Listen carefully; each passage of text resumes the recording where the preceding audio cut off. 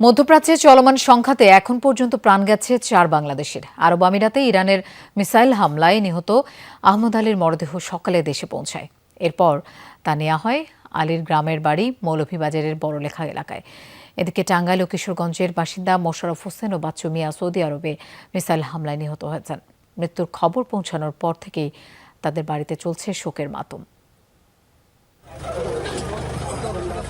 বিদেশ থেকে ফিরেছে স্বজন, তবে কফিনবন্দি হয়ে। সেই নিথর দেহ দেখা মাত্রই কান্নায় ভেঙে পড়েন পরিবারের সদস্যরা।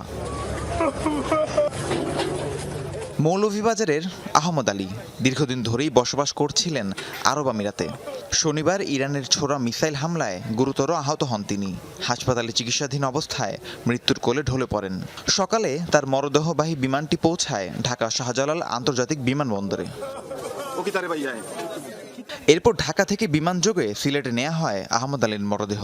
সেখান থেকে মরদেহবাহী অ্যাম্বুলেন্স যায় মৌলভীবাজারের বড়লেখা পৌরসভার গাজীটেকা গ্রামে।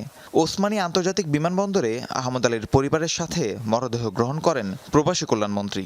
বলেন, মধ্যপ্রাচ্যের সংঘাতে এখন পর্যন্ত 4 জন বাংলাদেশির মৃত্যু হয়েছে। মধ্যপ্রাচ্যের বাহরাইন, সৌদি আরব, রিয়াদ, যেখানে ঘটনাগুলো ঘটতেছে, আমাদের কুয়েত, আরব আমিরাতে, আমাদের এই ঘটনার সঙ্গে সঙ্গে আমাদের প্রত্যেকটা ইউনিট একসঙ্গে কাজ করতেছে।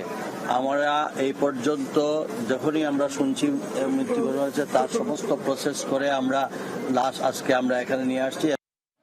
গতকাল সৌদি আরবে শ্রমিক ক্যাম্পে মিসাইল হামলায় প্রাণ গেছে কিশোরগঞ্জের কটিয়াদির বাসিন্দা বাচ্চু মিয়ার। মৃত্যুর খবর পাওয়ার পর থেকেই তার গ্রামের বাড়িতে চলছে শোকের মাতম। আর্থিক অবস্থা খুবই খারাপ। সৌদি আরব থেকে মাসে মাসে টাকা পাঠাইলে তাদের সংসারে খরচ বহন করে চলতে পারে। আমার তো হাল দরবাজি লাসি মিলসি বিদায় লয়া জীবনের লাগে চলে গেছে। আমাদের তিনটা বিপদ আছে, আমি কি করে করবো। চিকিৎসাধীন অবস্থায় মারা গেছেন আরেক সৌদি আরব প্রবাসী মোশাররফ হোসেন। টাঙ্গাইলের বাসিন্দা মোশাররফ থাকতেন আল খারিজ শহরে। সেখানে ইরানের মিসাইল হামলায় গুরুতর আহত হয়েছিলেন তিনি। রাহিম সারোয়ার, যমুনা নিউজ।